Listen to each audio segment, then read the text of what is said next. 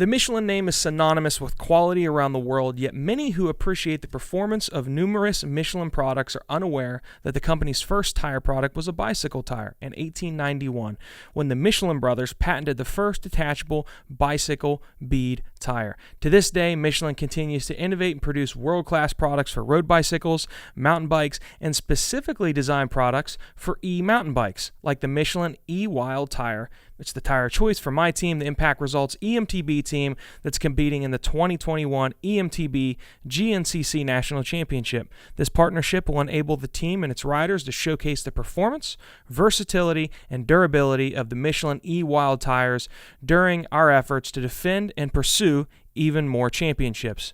Also for 2021, Michelin is introducing many exciting new products like the Michelin Force AM2 tire and the Michelin Wild AM2 tire, designed for a variety of mountain bike terrains, as well as, this one I'm excited about, the Michelin Pilot SX and the Michelin Pilot SX slick tire, specifically for world-class level BMX racers like Connor Fields, even Darkside, or myself.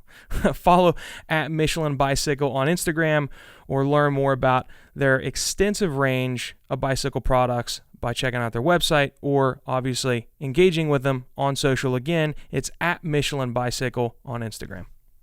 Hey, thanks for listening to the show. I want to talk about our friends at Just Live CBD. Support for RacerX and this podcast is brought to you by Just Live CBD. They're a trusted source for high-quality wellness CBD products created by athletes just for you. Fun fact, Travis Pastrana, ever heard of him? He may or may not know a few things about being injured, recovery, dealing with nagging pains, nagging injuries. Well, Travis is actually one of the founders of Just Live CBD, so that's pretty neat. Travis and everybody at Just Live CBD want to hook you guys up. You can get 30% off your entire order with code RACERX at checkout. Visit justlive.com. That's JUSTLIVE, justlive.com, and use code RACERX so you get 30% off your entire order.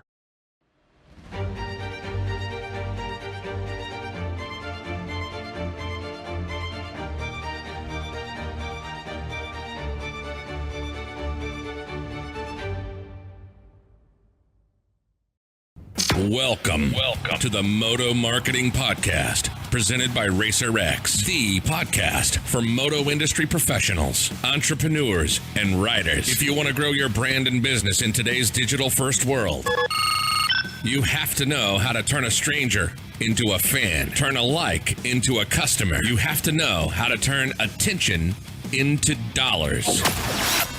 This podcast is dedicated to keeping you in the know on real marketing tactics that work in the moto world so that you grow your business and help grow the sport. Get ready to learn from the very same marketing experts trusted by RacerX, Lucas Oil Pro Motocross, GNCC, and NBC Sports. They'll help you navigate the world of digital marketing for your moto brand. This is the Moto Marketing Podcast. Presented by RacerX. What's up, everybody? Welcome back to another episode of the Moto Marketing Podcast. I'm your host, Luke Nesler. We've got an awesome guest for you today, somebody that I followed for a long time in the sport, and I was pleasantly surprised when he reached out on Instagram and said, hey, I listened to the show, I enjoy it, and I wanted to get him on. We've got longtime trainer and just all-around fitness expert when it comes to the dirt bike and motorcycle racing space. We've got Coach Robb joining us today. Coach, thanks for coming on, man. Hey, Luke, thanks so much for having us. I really appreciate it. And like I said in the DM, I love the shows. I love the different dynamics and the different personalities and the angles that you bring to it. And it's interesting, no matter what we do in the world, if it isn't for marketing, we don't really have anything. And I don't want that to sound like a sales pitch or come off as corny or anything like that. But as our director of marketing says all the time, people don't know what they don't know. And so marketing to me is it's always been a fascinating element for me. It's not my forte. It doesn't come easy for me. That's why I lean on people like yourself, because you are the experts in it. But I love the marketing side of it. You know, it doesn't matter what brand, especially when you're dealing with our sport that is constantly trying to reinvent itself. It's a lot of fun for sure. Yeah, no doubt. I think through when I started my company, it started as a video production business, to where back then I would do TV commercials for people. And I learned that, hey, I actually like the marketing side of this, where I'm marketing myself to get business. And then it kind of turned into that, to where we started offering marketing for clients. I met my business partner.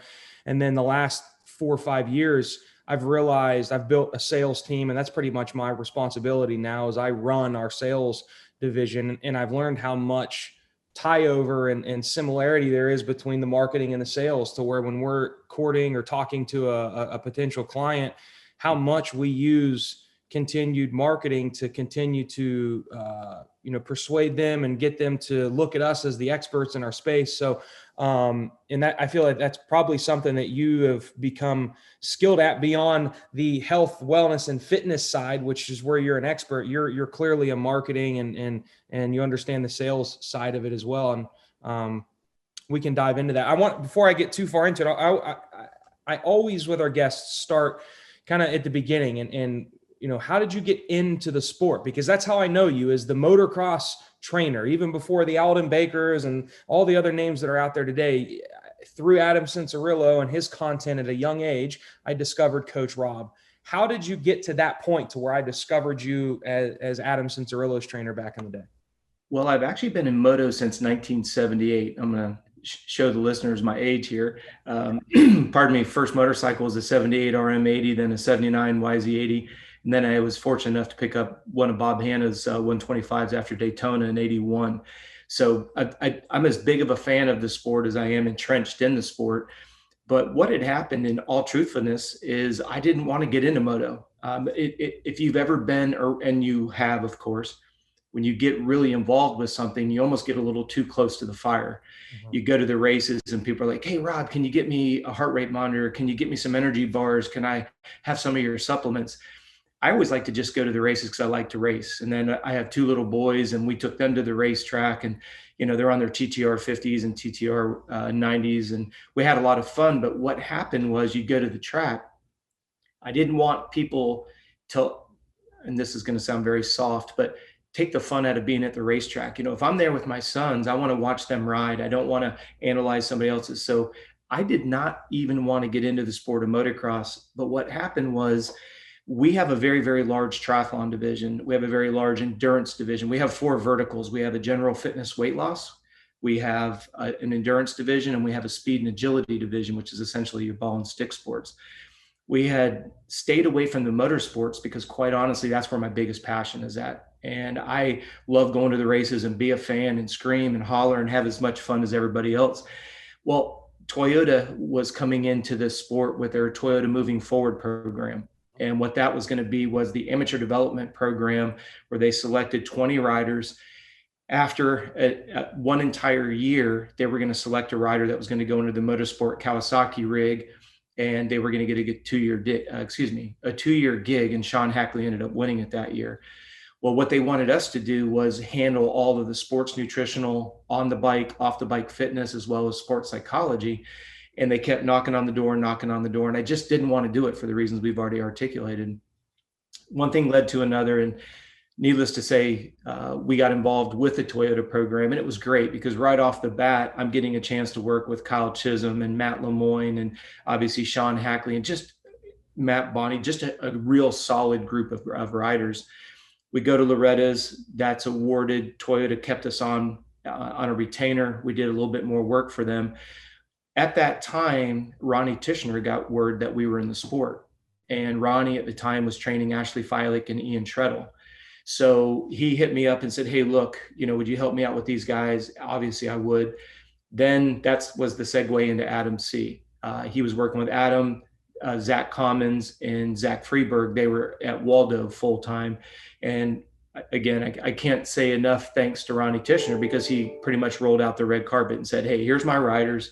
I'll do everything on the bike. You do everything off the bike. And it was just a really solid relationship. So the Toyota Moving Forward program brought me into the sport. Ronnie Tishner saw what we were doing. He brought us into his fold of athletes, which, let's be honest, was a pretty solid, stable of horses. And then it just germinated from there. Ronnie decided to step away from the sport when some things had happened behind the scenes. and we just were left kind of doing our own thing, so to speak. And it just self-germinated from there. And then the brand itself started to take off. And then that's, like you had said at the onset of our conversation, that's where I started to realize we wanted Moto E to become a brand. Mm-hmm. It wasn't just a product and a service. It was a brand that we were trying to create. I brought in a VP of marketing, and she has a completely different vision, a good vision, but as we always say in our staff meetings, just a slight paradigm shift in the way that we think and the way that we look at things. So that was how we got into the sport, and that's how the brand started to become its own entity. Back then and what time frame was this kind of where you started that story to, up to, the Adam point? So were we talking, late 90s to 2005? Like, what was that around that time frame? Exactly. You're looking at like 98 to 2005. And I say this quite often, again, to show my age, I was so pumped when the fax machine came out. Because you got to realize we create all of the nutrition, the strength, the endurance, flexibility, and sports psychology programs that the athletes follow. But we didn't have a modality. We didn't have a way to get it in their hands. You can only talk on the phone. I mean, you're only one person. You've got your own marketing firm, but you've got a lot of people that do a lot of different things. When all of a sudden the fax machine came around, I could get training schedules into people's hands. And then, of course, when the internet came around, and then here you and I are today on a Zoom meeting. Right. And this is way before, the COVID debacle and everything else. This is just trying to find ways to get our products and services into the hands of clients. But think about it this way. When you look at what we do, we're a very intangible product that produces a tangible result. So how do I convey, because as you and I get to know each other, you and I start to build a working relationship together, we have to get to understand what is the box that you're working in. And it's very difficult to do that when some people are very visual and you're trying to talk to them on the phone. Some of them are very audible, and then you're trying to send them something that they need to read. And there just tends to be a big disjoint there. So you can imagine as the IT world's progressed, it's made our life a lot easier. Beyond the obvious with the technology, I mean, what back in the late 90s to early 2000s was it really, it's just, hey, I'm Coach Robb, I'm kind of doing my thing one-on-one, and you realize time is only scalable to a certain extent, and then you created Moto E and what it's becoming today? Or was it back then you had a full-on staff? And I assume at some point it really just started as you and your expertise, and you started working with as many people as you could until you got tapped out. And then when did that kind of happen in the next iteration from there? When you go back to, like you said, that 2005 timeframe, it allowed us to go into more of a scalable format, where before you only have 100 hours in a week where you could be at the track working with 1, 2, maybe a small group of 5 guys. Like we said earlier, when we were at Waldo, it was Zach Commons, Zach Freeberg, and AC. So you had 3 people, but you're there for, let's say 3 hours at the track. You've got a 2-hour drive up, a 2-hour drive back. It wasn't until the internet allowed us to be able to scale it where we could have a network of coaches. We can have, I'm very big on coach accountability. I believe that if I'm coaching you as an athlete and you become physically sick, or your body becomes, let's just use the word that everybody kind of leans in on, whether it's accurate or not, Epstein-Barr. I always believe that if a coach, and I really have a disdain for that word, because what is a coach nowadays? What is a trainer nowadays? Every ex-pro is now a trainer. That's like saying because I read my 250F manual, I'm now a mechanic. It doesn't gel. I think that our sport in particular is running into a little bit of a buzzsaw, because we have people that are doing things that is outside of their wheelhouse. And unfortunately, they're ruining athletes' careers. But because I'm an ex-pro, I've got another funnel of 8, 10 athletes right behind you. You're kind of pushed off to the side. You've got Epstein-Barr, chronic fatigue. You're exhausted physically and mentally. It doesn't matter. There's no ramifications for that behavior. So when you go back to your original question about being able to scale it, it wasn't even about scaling it to just produce numbers. It was about scaling it on accountability to say, okay, here's our performance criteria on the track. Here's our performance criteria off the track. But what we do is we look at it at a completely deeper level, and that's the health and wellness component. When someone has a suppressed appetite, they're craving simple sugars, they have night sweats, they have a low libido. Well, those are all big signs of adrenal fatigue. But if I'm out there talking to 4 people at a time on a given daily basis, I can't scale that information. And that's where the internet has really changed it. Like we were saying, fortunately, we're sitting here on a Zoom meeting. It'll go out to a couple, 10, 20,000 people. That's fantastic. If they can get information, that's what makes it nice. And that's where as you said earlier, that's where we were able to actually scale it. Fly Racing's 2021 line has been improved and expanded, offering the industry's widest range of moto and off-road products. Led by the revolutionary Formula helmet featuring Rheon technology, Fly Racing has taken big steps forward with the all-new Light Pant and Zone Pro goggle. It's going to debut this year at the Monster Energy Supercross by Justin Brayton and the Muck Off Honda team. The Zone Pro goggle delivers premium performance from a brand you know and trust, fearless pursuit, Fly Racing. It's personally the gear that I wear. I've worn it Moto, BMX, mountain bike. I've worn it and repped it for years. In my opinion, it's the best. Be sure to check out their goggle, their helmet, and all their gear. Fly Racing. Hey, big shout out to our friends at FMF. Little D and the guys are always doing some pretty exciting things, not just with the performance products, but man, they've got the coolest apparel in the game, and I want to give you guys an opportunity to get that at a little bit of a discount. If you go to FMF and pick up any gear you'd like, hats, shirts, whatever it is, upon checkout, if you enter the code MMP30, MMP30, you can get 30% off. So MMP30 at checkout and get 30% off your order on FMF apparel.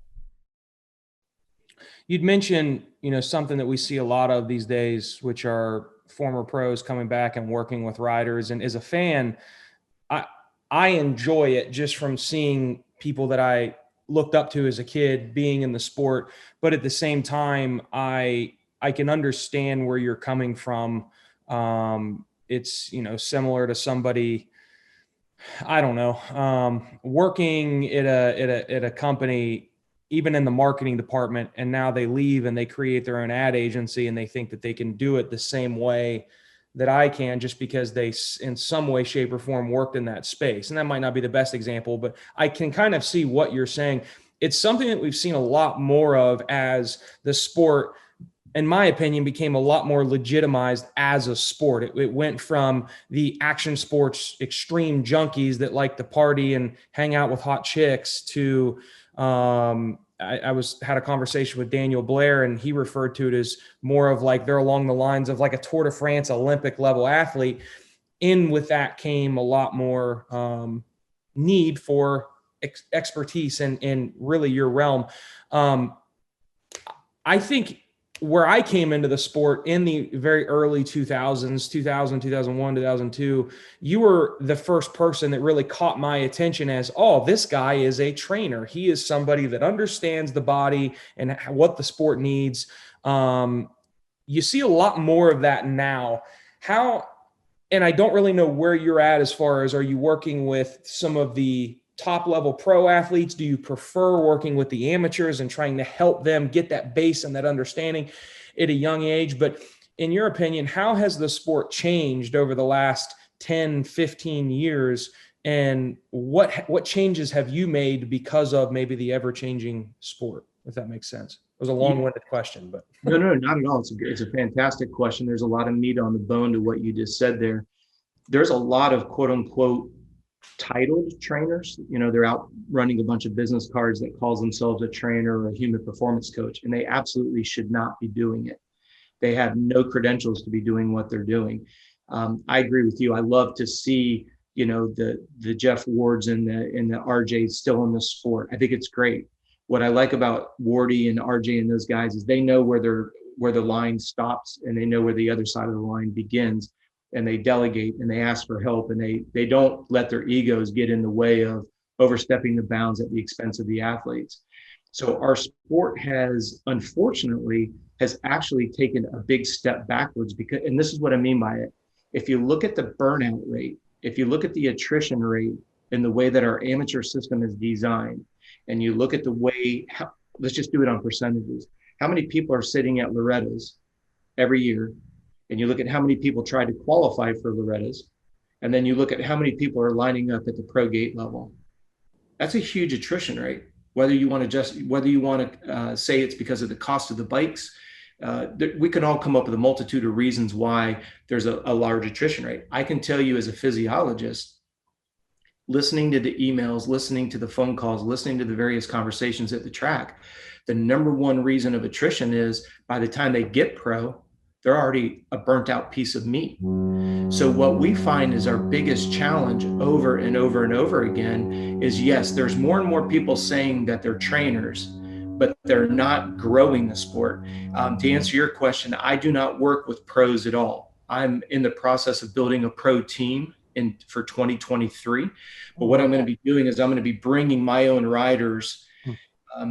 I don't know if you're aware of this or not, but I own 3 amateur teams. I own one in Australia, I have one in New Zealand, and I have one here in the States. And I've had the team in the States for 13 years. And what my goal's always been is to take someone from an 85 to a 125 to a 250 and then into a pro. So we've done that with Isaac Teasdale. We've done that with some really cool guys. I think our next big asset will be Logan Best. Logan Best will start riding with Triangle Yamaha, riding for Thor. He's on that fast track to a pro contract.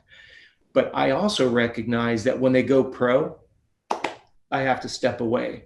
Mm-hmm. This isn't any disrespect to AC, Logan Best, anybody else. What happens is you're going to sign a contract with a team that already has a trainer.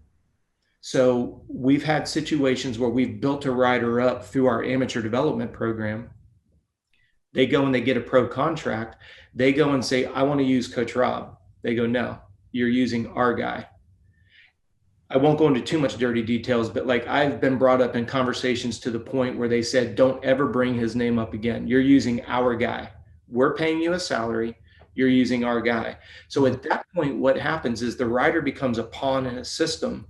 And it's not about the health and wellness. It's almost like a greyhound dog. You're going to race whether you're hurt, you're going to race whether you're burnt out, and you'll do it until you can't. And then we'll replace you with somebody else who will and can. So because of that, I know that there's just a natural fall off rate that's going to happen when they go pro. I've had my amateur development program for 13 years here in the States. We only select 20 riders.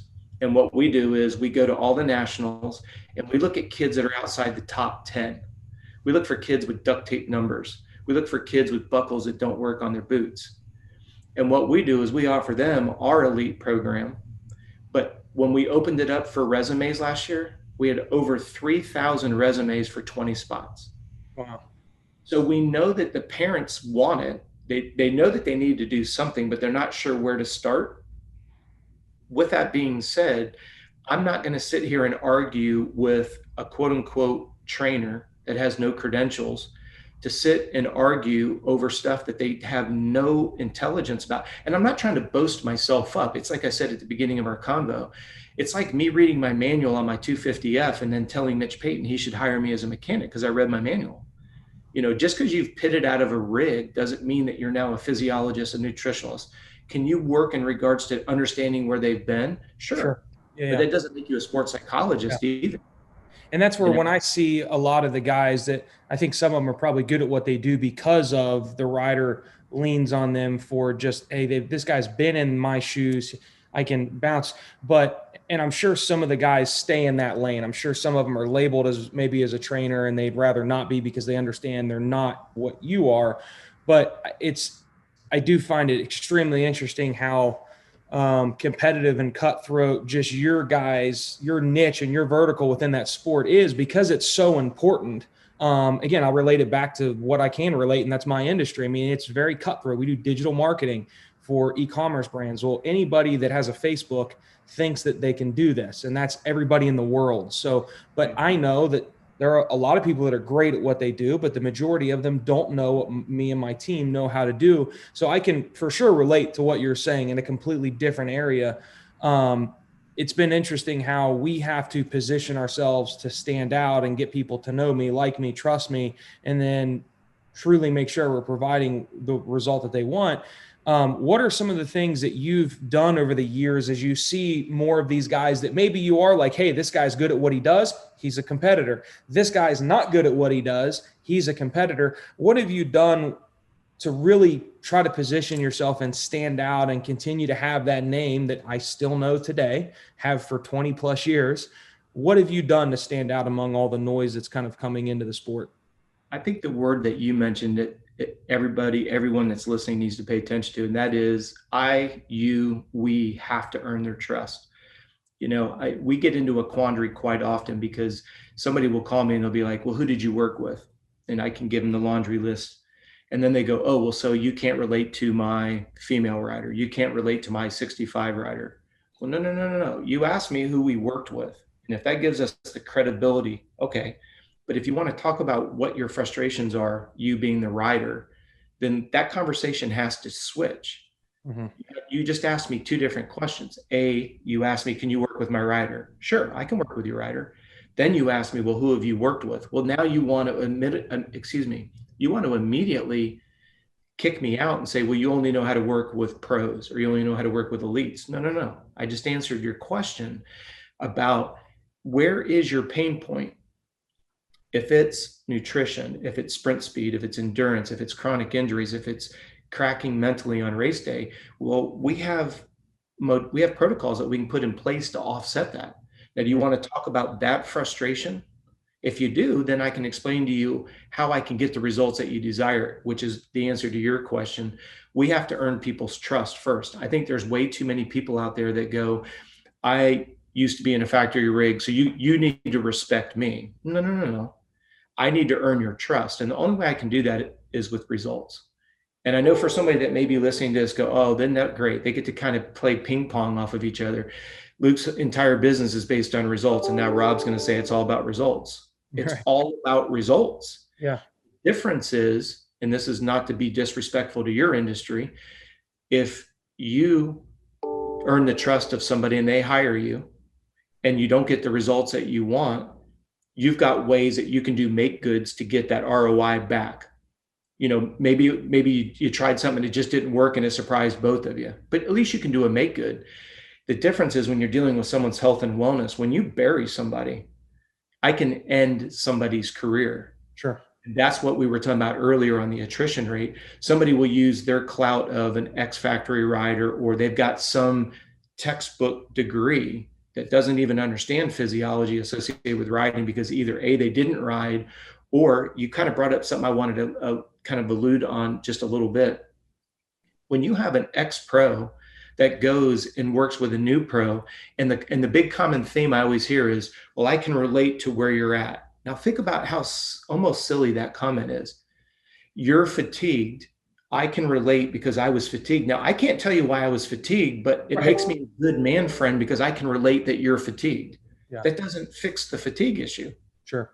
And that goes back to, like you were saying earlier, there stems the problem where you have a lot of man friends, you have a lot of guys holding pit boards, but they're not solving frustrations. They're not providing solutions to the frustrations. So you just get another generation of burnout, attrition. And then because it goes back to what you said earlier, on one end, you have the pros, then you have the amateurs on the other side. Well, now look at the proliferation of the facilities. Yeah. You look at how many hours these guys are on a bike and at what intensity. And then you wonder why we don't see the kids going to high-level nationals and performing, because they left their best performance in training because they're putting everybody under one umbrella and they're all doing the same thing. Yeah. And when you show signs of fatigue, they tell you to suck it up, buttercup. Which brings it back to what differentiates us is I don't deal with emotions. I am all about quantified biofeedback indicators. I look at hard data. We use the Garmin watches. We use Garmin watches for sleep. We use Garmin data for performance. We have our own specific formula on how we make sure that, if you can imagine it this way, Luke, imagine on a piece of paper drawing two circles and they overlap. Yep. On one end is overtraining, on the other end is undertraining, and where they overlap is that sweet spot. Yeah. It's my responsibility to serve the rider and their parents to keep them in that sweet spot. But what is it that I have to do at the end of the day? I have to produce sustainable results. I have to obtain them in a healthy way And that's how I can earn their trust. Now, I also understand when you look, especially it started in California with Jeff Spencer, and that was the official first doctor / trainer that ever came into our sport when he signed with Team Honda. I also understand that there's people that have hired trainers and got bait and switched. And so now they have a disdain for the environment of a trainer. Like, think about it right now. What is every single pro talking about? What is it that they now have? Everybody's got a sports psychologist. That's the new thing. Everyone's got a sports coach. Everyone's got a mental coach. 5 years ago, everybody had a nutritionalist. Before that, everybody had a massage therapist at the race. Then they were bringing chiropractors. Well, where'd they all go? They fell out of flavor. And that's the problem that I have with it is you can't just take one sliver. You got to take all components, because performance, just like business performance, it's just not digital marketing. It's digital marketing against ROI versus demographic versus what is the goal of the marketing? Is it to generate sales? Is it just brand awareness? The same way that you do a needs analysis of your clients, we do the same thing with ours. Here's where it's different. Mine requires work. So if I hire you and I write you a check, you're the one doing the work, but I get the results. In my world, they pay us, but they have to do the work to get the results. Yeah. And that makes it a very small network, because there's a lot of people that think the only way to get faster is to buy stiffer suspension and faster motors. Unfortunately, they learn real quick that if you're out of shape, the stiffer suspension, the faster motor only exposes that lack of fitness to begin with. And that's where in America, and this is no disrespect, in America, we have the model completely upside down. Right. Go to Europe, we do some work with some MXGP guys. We work with Todd Waters over in Australia. We work with Ben Townley over in New Zealand. They understand the models the other way around. There's no motorcycle in the world that's going to make you fast until you put a body on it that can run it to its potential.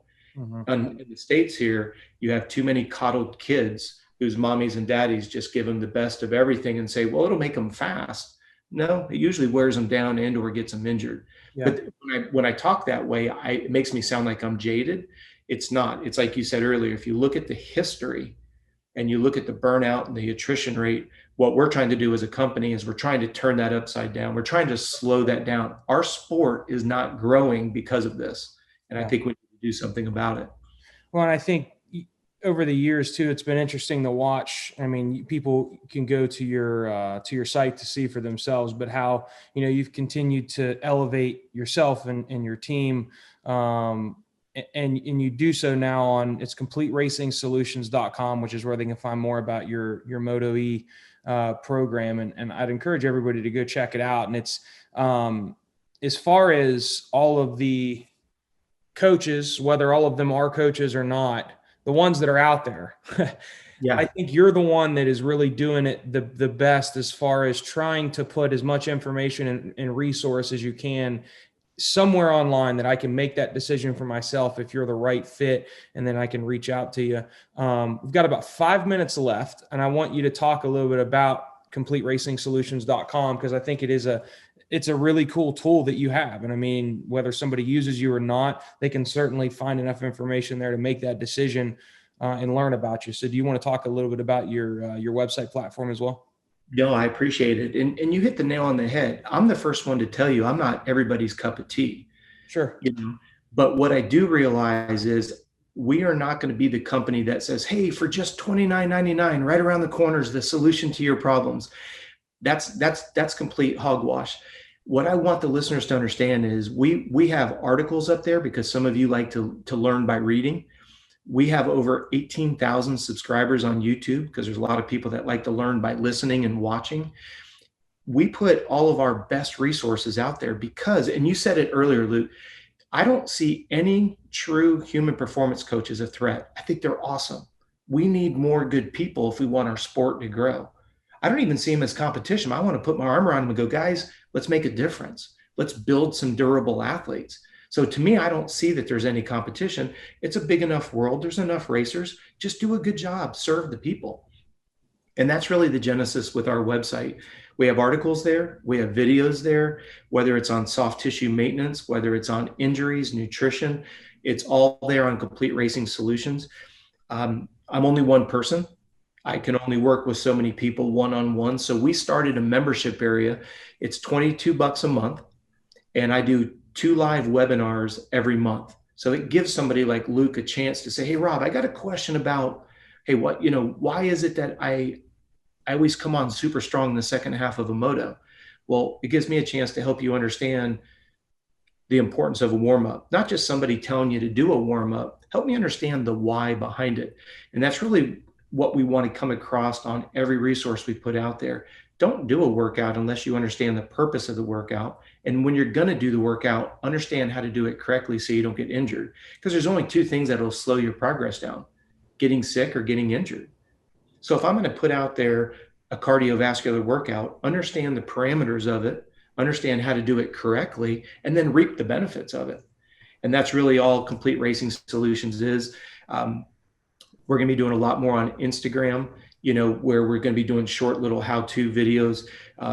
As you and I talked about, we've been real busy these last couple weeks. So we've been putting some things in the hopper that we'll be getting jumping onto the 1st of April here. But I really, I want to encourage all the listeners.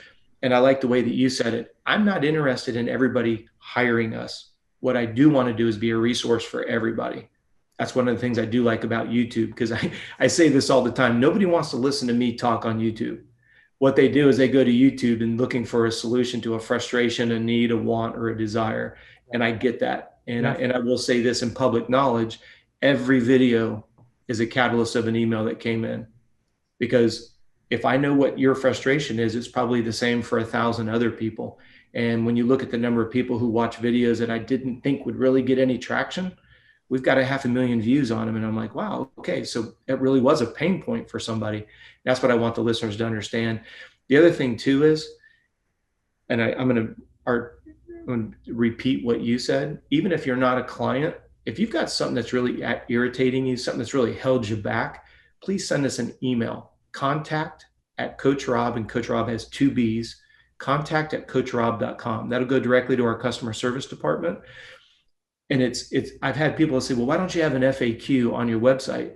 Well, when somebody emails you and says, hey, look, I got a spiral fracture in my left leg and I'm not quite sure how to fix it, that's not something that you can answer in an FAQ. Sure. So we definitely get back to all of them. I try to get to them as quickly as I can, but I do them myself. So if you'll send us, hey, Rob, I'm struggling with this or this, send it to us. I promise I'll get back to you. And there's no fee for it. I just want to make sure that you're getting the right direction. If you're willing to put the work in, I just want to help steer you the right direction. So hopefully that makes sense to everybody. Yeah, it's cool to obviously that you've been around and in the sport as long as you have been, and that you continue to adapt and adjust with where we're paying attention to the technology that's available and how you're doing all that. I appreciate, what you're doing, and I appreciate you reaching out and coming on the show. It's an episode that I've been excited to have you on, just as someone that I've listened to you on some of the other podcasts that are out there. So to have you on our show was an honor. And I look forward to talking to you more. We already have a call set up to kind of take a deeper dive into what you do and what I do. And hopefully we can find a way to partner and work together on some projects in the future. So I appreciate you coming on the show, and we'll be talking soon. Thanks for the opportunity, Luke. Talk to you soon. Awesome.